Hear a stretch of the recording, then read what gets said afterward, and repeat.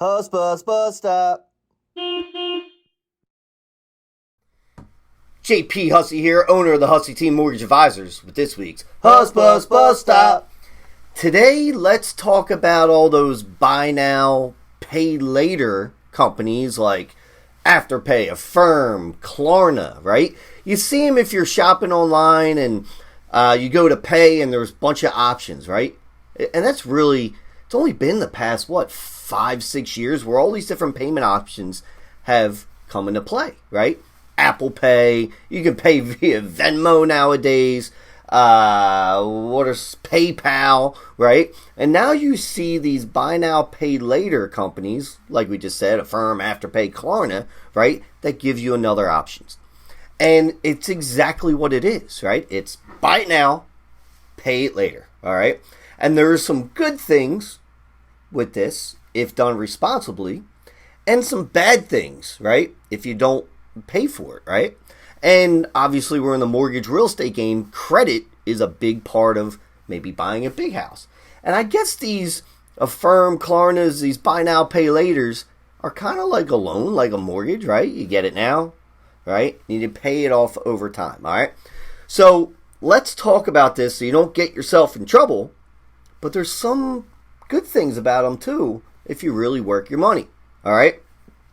The first thing I'll say, if you can, do not use these for something that costs $50, $100. And how they work usually is if you decide to use one of these services, and let's say it's $100 to make it simple, right?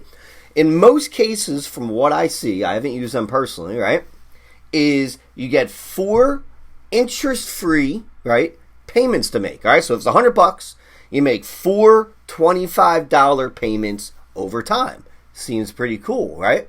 But if you're not responsible and you're not efficient, you don't have your money set up, right, you miss one of these. And I'm not sure the exact rules, but a day late, 30 days late, never with anything, right? But as soon as you go late on one of those installments, now they start hitting you for interest. And it could go up to like 35% interest, right? Regular credit cards are what, in that 12 to 18, 20% range? These are like 35%, right?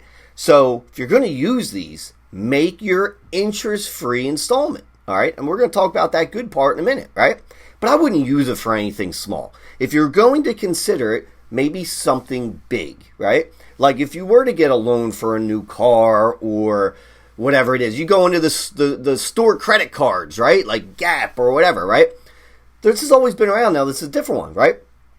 But I would use this, right, more for bigger items, right? Because you get hit with 35% interest.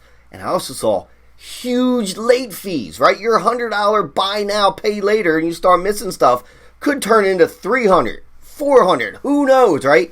And really mess up your credit as well, all right?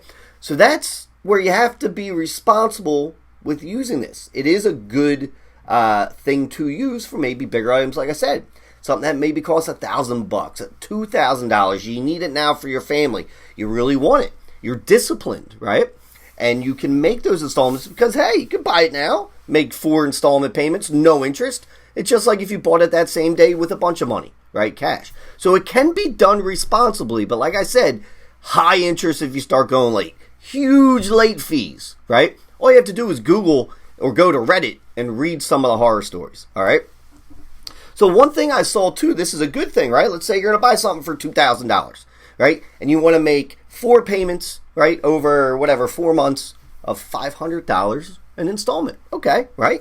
You can manage it. You can work your money here, right? Because sometimes buying something to get you ahead and paying off over time, you got to use your credit responsibly, right? Your debt responsibly. There's a lot of good things there, right?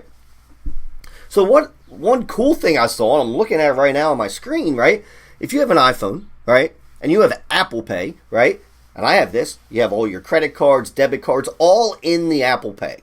And if you go to buy something, right, you can just click what card you want to use. And this is being efficient, responsible, and figuring out and working your credit, right?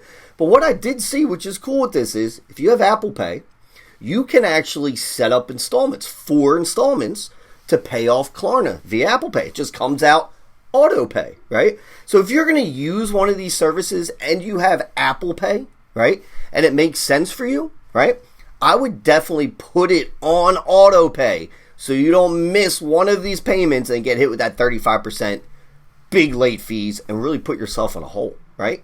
So these aren't necessarily bad things, but you have to know how to use it properly, and you can really get ahead in life by able to get things now and pay over time. Because sometimes that's how the rich get richer. But do it responsibly. Later. Hussbus bus stop.